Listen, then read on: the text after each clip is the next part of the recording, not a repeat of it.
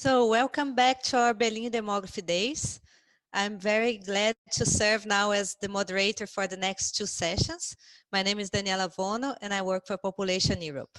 So I won't take too much of the time with the introduction. So two technical notes, please. If you have questions, and we really hope you have many of them, please write it at the Q&A function in the bottom of your screen. Also, if you need translation to German, we are providing a translator. You can click on the interpretation button, also at the bottom, and you see there's the German function. So it's my pleasure to welcome our next speaker, Dr. Daniela Vintila. She's a postdoctoral researcher at the Center for Ethnic and Migration Studies at the University of Liège in Belgium. She'll be talking about migration and access to the welfare in the EU, the interplay between residence and nationality. Welcome, Daniela. Thank you very much, Daniela. I will try to share the screen now so that you can see my presentation. Just let me know if this works. Great. So once again, thank you very much for the invitation to participate in this very interesting event. Of course, I would have very much preferred to have the possibility to meet you face to face in person in beautiful Berlin, but unfortunately this is not possible in the current circumstances. But I'm very pleased to be here with you today and to have the possibility to share with you some of the main findings of a research project on migration and welfare that we are currently developing at the Center for Ethnic and Migration Studies of the University of Liège. So the research project that I will be presenting today is entitled Migration and Transnational Social Protection in Post-Crisis Europe. MiTSoPro is the acronym.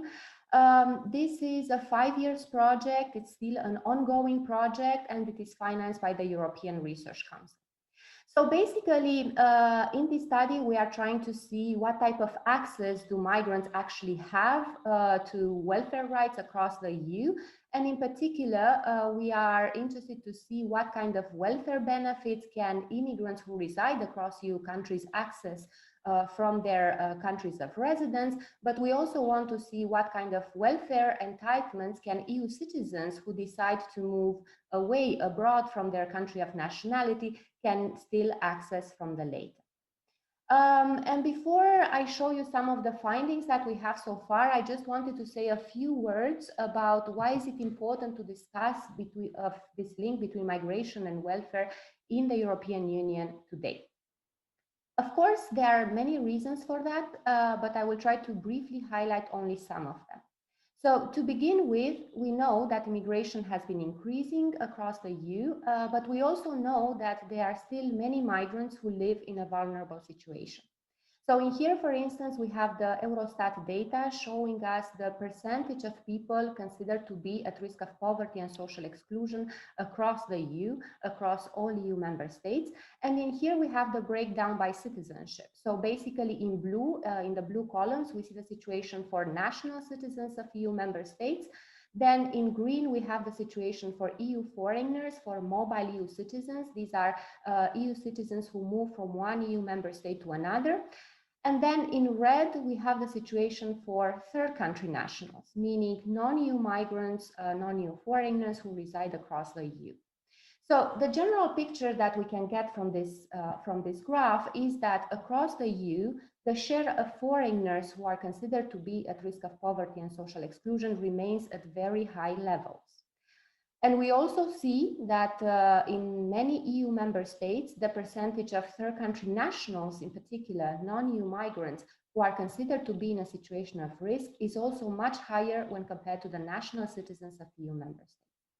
So I believe that this is one important element that we need to take into consideration because it justifies the need for further research regarding this link between migration and welfare in the EU.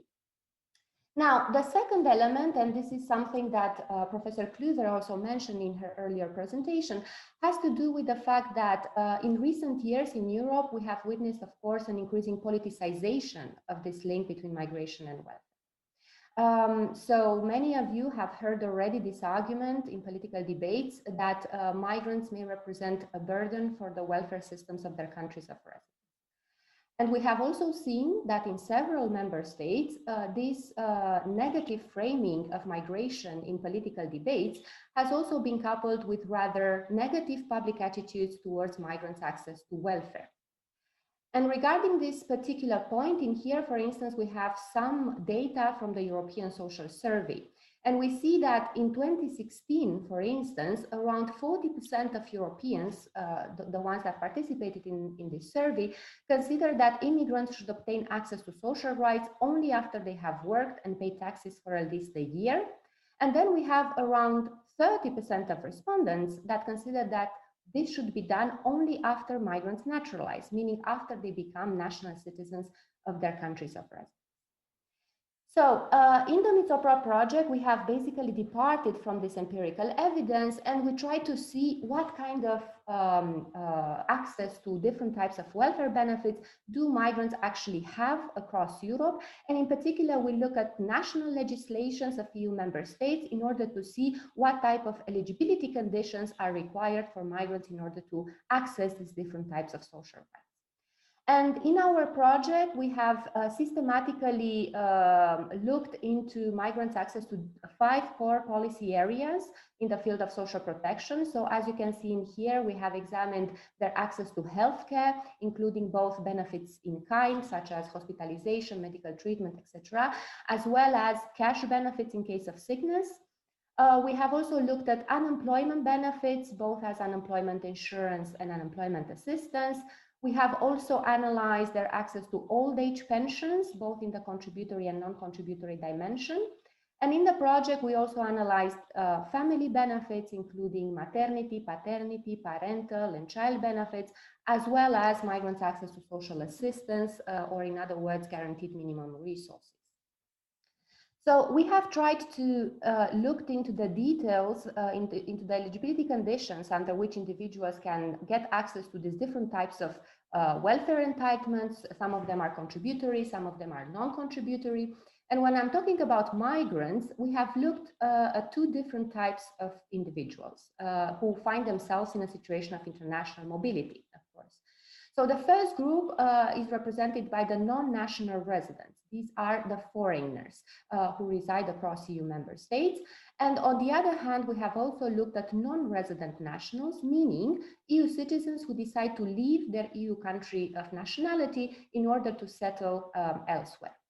And for both groups and for all policy areas, we have collected data for all EU member states. So we have a comparative overview of EU 27. And the data is collected based on a survey that we conducted with country experts, both social policy scholars and migration scholars in each one of these countries. And now in the remaining minutes, I will try to briefly highlight some of the main findings that we have so far in the MiTSoPro project. And I have actually tried to categorize these findings into 4 take-home messages. So the first message that I wanted to share with you today has to do with the case of immigrants, meaning EU citizens who decide to move outside of their country of nationality. And what we have found in this regard is that across the EU, there is, of course, a very strong link between residence in a country and access to welfare rights from that specific country. And due to this principle of the habitual residence, the people who are EU citizens who are residing abroad are usually disqualified from accessing most cash benefits from their EU countries of nationality.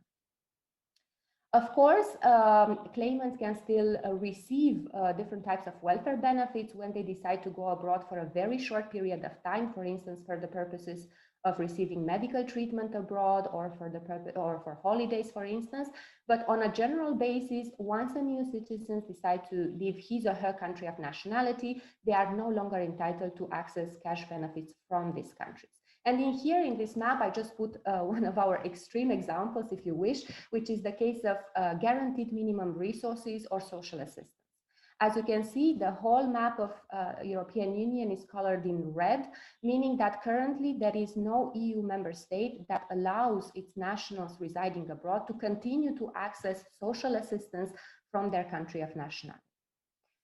However, this is the general rule, but in Europe, we have very, very important exceptions to this strong link between migration and residence, between welfare and residence in a country. And these exceptions are basically cases in which exportability of welfare benefits is allowed for EU citizens who decide to move abroad. And these exceptions are triggered either by the bilateral or multilateral social security agreements that many EU member states sign with third countries, for instance, or within Europe, very importantly, these exceptions are triggered by the EU Social Security Coordination System, which, as many of you know already, allows mobile EU citizens, those who move from one EU member state to another, to continue to access different types of welfare benefits from their country of nationality. And overall, I would say that from the different types of welfare benefits that we have analyzed in this project, old age contributory pensions represent the most important exception from the strong link between residence in a country and access to welfare.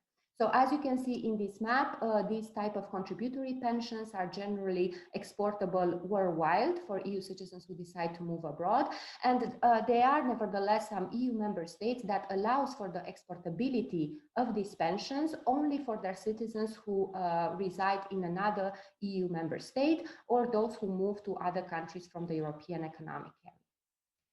All right, so this is a little bit about the case of immigrants, EU citizens who decide to move abroad from their country of nationality. What happens with the immigrants who come to reside, with foreigners who come to reside across the EU? So in the remaining minutes, I will try to focus specifically on the case of non-EU foreigners, meaning third country nationals who reside in European countries. And I guess the first important message that we have observed in our study is that nationality is actually of a rather minor importance for accessing welfare once individuals obtain access to employment and once they can prove a prior contribution to the social security system of their country of residence.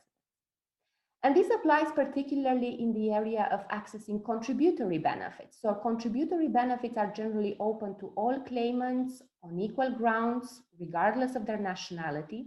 And for instance, in our study, we have identified that basically there are no statutory differences between the eligibility conditions applied for nationals and foreigners in terms of accessing different benefits such as cash benefits in case of sickness, maternity or paternity benefits, contributory old age pensions, or even unemployment benefits. However, I believe that there is a very important point that needs to be added in here, which is the fact that even though non-EU foreigners do have equal access to contributory benefits on paper, in practice, for many of them, complying with this qualifying period of contribution that is required in order to access this type of welfare benefits is much more complicated than for non-migrants.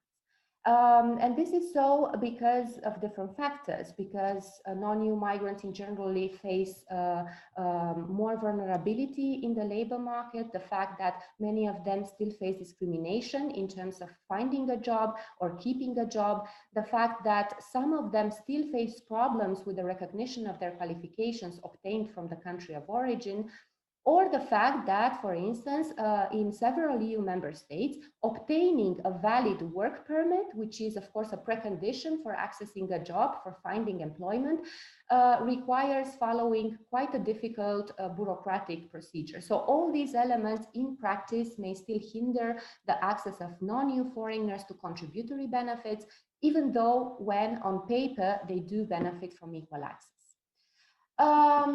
The third message that I wanted to share with you today has to do with migrants' access to non-contributory benefits, because it's actually in here where we have identified more instances of either direct or indirect exclusion of migrants, of third country nationals in particular. So I will give you two examples in this regard. The first example is from the area of guaranteed minimum resources or social assistance. So as you can see in here, there are several EU member states that require third country nationals to have either a long-term or permanent residence permit in order to be able to claim social assistance, or others that impose them to have resided in the country for a particular number of years. And in general, when this requirement exists in national legislations, we are talking about, in average, 5 years of prior residence. Although there are some EU member states in which this period can be even longer. Take the example of Denmark, where all social assistance recipients must have resided in the country for 7 out of the last 8 years in order to be able to submit their claim for social assistance. Or the case of Italy, that requires all recipients of social assistance to have resided in the country for 10 years. And in addition to that, we have some EU member states, an example would be Austria, that in addition to the long-term residence requirement for third country national, some Austrian landers also require them to show a proof of their willingness to integrate in Austria. And this can be demonstrated by showing that one has learned the language, or by showing that one has participated in different trainings in Austrian values, for instance. And the second example from the area of non-contributory benefits has to do with migrants' access to non-contributory old age pensions. In many countries, you may know this under the label of social pensions. So this type of special pensions, which are generally granted to people who do not have a necessary number of years of prior contribution in order to access a contributory pension, exist across several EU member states. But there are some of them, for instance, Belgium or Portugal, that directly exclude non-EU migrants from the possibility of claiming such pension, unless there is a bilateral social security agreement in place with their countries of origin that covers this specific type of pension. And then there are other EU member states that require third country nationals to have a certain number of years of prior residence in the country in order to become eligible claimants for these social pensions. And in some member states, this period can be very long. I will give you the example of Cyprus, where claimants of old age non-contributory pensions must have resided in the country for 20 years, which again, it's very complicated to prove by migrants, especially when compared to non-migrants. And then the last message that I wanted to share with you today, and I will conclude with this, has to do with the consequences of social assistance take-up. So basically, in our study, we have identified several EU member states, take the example of Belgium, take the example of France, among many others, in which the reliance of migrants on social assistance can actually have negative consequences for other migration-related rights that these individuals have in their countries of residence.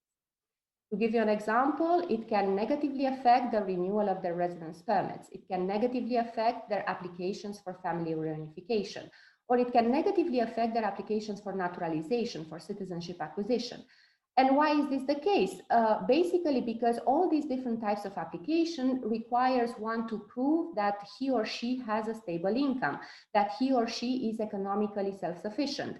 And income from social assistance for these purposes is not considered to be a stable income. So therefore, the take-up of social assistance can have negative consequences for these different types of applications. And with this, I conclude this very, very short summary of some of the main findings of our project. In case any of you is interested in more details, feel free as well to have a look at these 3 books that we have recently published with Springer a few months ago. So you can download them for free. All 3 books are available in open access on the website of Springer. And in the first one, we are comparing immigrants and emigrants' access to different types of welfare benefits across EU27. In the second volume, we are looking at the specific policies that EU member states have implemented in the field of social protection for the nationals residing abroad. And then in the third one, we are taking the perspective of non-EU sending states, looking specifically at how they deal with the social protection of their citizens who come to reside in European countries. So thanks again very much for your attention. And now I look forward to further exchanging with you about the results of this project during the Q&A. Thank you. Thank you so much, Daniela. This has been a very impressive presentation. I'm also very curious about the whole work that has been done, because it looks like a lot of work. So I'll certainly download the book and take my time to explore the work you and your team has done. I have just to start this discussion, and please attendees write down your questions in the Q&A function. For our panelists, you can simply raise your hand so I can see that you would like to pose a question. From my side, I'm curious because you describe actually lots of heterogeneity inside the EU, and I'm curious to know if you have observed some regional patterns, or like if there is uh, like perhaps a law tradition behind this decided to have one type of policy or another. So would you say some words about this regional patterns? Sure, that's actually a very interesting point, and this is something that we were a little bit puzzled with after we saw the results of our survey. Of course, when we started this project, initially we had different types of expectations in terms of what kind of access different states would give to immigrants and emigrants coming from or going out of their countries. However, we have discovered much more heterogeneity than we initially expected. And for the moment, for instance, one of our initial expectations was that the type of welfare state could, or the tradition of welfare state could perhaps influence the way in which EU member states deal with the social protection of their immigrant and emigrant populations. However, we have quickly noticed that this is not necessarily the case. For instance, in the case of immigrants, we have observed different types of restrictions in terms of granting access to different types of welfare benefits for third country nationals in countries that actually respond to very different types of welfare regimes. So we have observed this in the Nordic countries, also in the ones that follow the so-called traditional Mediterranean regime, also the ones that respond to the continental corporatist model based on the Bismarckian insurance and so on and so forth. So it was difficult for us to find a pattern in that regard. Then a second important expectation that we had was that the size of the immigrant or emigrant community can also shape a little bit the way in which national governments respond to the social protection of these groups. But then again, we noticed that this is not necessarily the case. So I will take now an example from the diaspora, from emigrants, EU citizens who decide to settle abroad.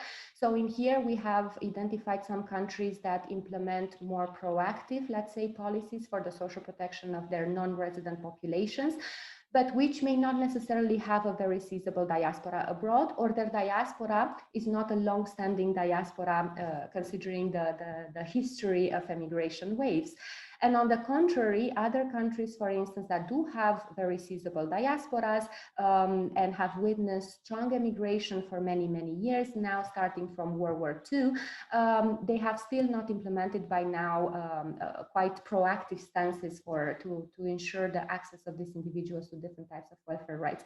So indeed, there is a lot of heterogeneity and diversity in the policy responses of EU member states in this regard, when it comes especially to EU citizens who move outside Europe and immigrants who come from third countries. So therefore, we still need to dig a little bit more into this and to try to find potential explanatory factors for this variety.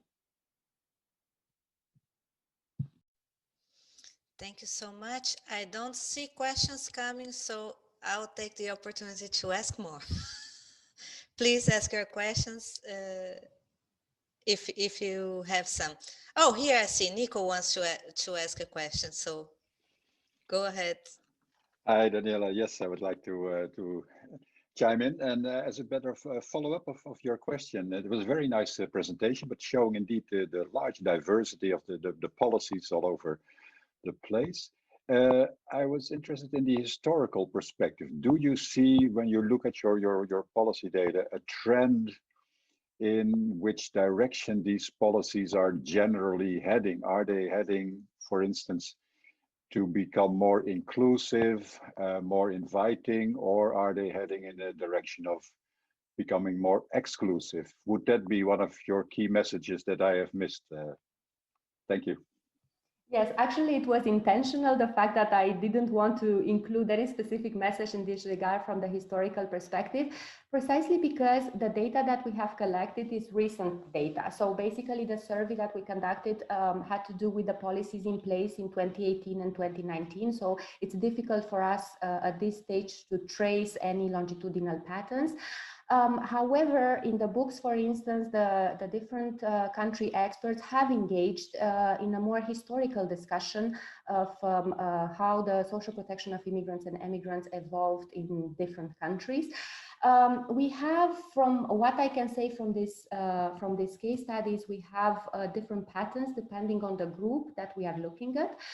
So for instance, in the case of immigrants, again, especially third country nationals who reside across EU member states, in here, indeed, we have witnessed some sort of, before it was mentioned, the concept of policy diffusion, and we believe that policy diffusion might be an important element in here. We have identified in more recent years, especially since the 2008 economic crisis, several moves towards more restrictive access to social protection, to different types of welfare benefits for non-EU migrants. So that is from their perspective. But when we are adopting the perspective of EU citizens who move outside of Europe to reside elsewhere, in here the narrative changes a little bit, because in recent years we have witnessed, for instance, more and more EU member states that engage in the signature of bilateral social security agreements with third countries, and these agreements are intended to protect their nationals residing abroad in terms of exportability of benefits, access to welfare or healthcare in new countries of residence, and so on and so forth. So I think from what I can see from this from these narratives that the country experts have provided, we have two stories, right? One of a pattern that goes more towards restrictiveness in the case of immigrants residing in the EU, but perhaps another one that hints at inclusiveness when it comes to EU citizens residing abroad, outside Europe. Thank you so much. We have Emily Frank who would like to pose a question. Yeah, this is kind of connected to the last question, but I'm wondering, when you describe this difference between the contributory benefits and the social assistance benefits, whether if there's any connection between differences between those two types of benefits and public opinion, like say migrants are at higher risk of poverty as compared to nationals of that country, so they can't really relate as well to receiving the social assistance benefits, and so they're less accepting of providing it to migrants. I'm wondering if there's a connection between that differentiation of types of benefits and public opinion. Thank you very much. This is an excellent point, and this is something that we have been struggling with from the beginning of our project, how to better understand if policy measures are indeed responsive to a certain public opinion trend at a societal level.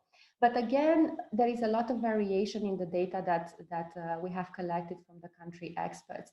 And in some cases, for instance, we have restrictions in access to non-contributory benefits in countries where neither immigration was particularly salient, nor there was a particular public attitude, negative public attitudes towards migrants' access to different type of welfare benefits, and vice versa.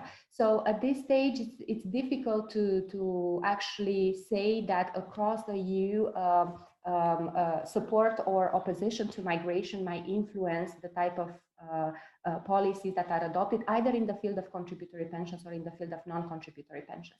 However, we have, as I said, identified much more variety in terms of the national responses to migrants' access to non-contributory benefits in the EU. But when it comes to contributory benefits, as I said, we have identified a general trend, and this trend is that migrants, foreigners, do have equal access to most contributory benefits across the EU, regardless of the country that we are talking about, regardless of how feasible that migrant group is, regardless of the public opinion in the country.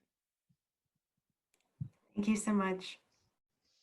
Daniela, thank you so much for the wonderful session. We are very happy that you join us in this Berlin Demography Days, and hope to see you personally at some point. Thank you very much.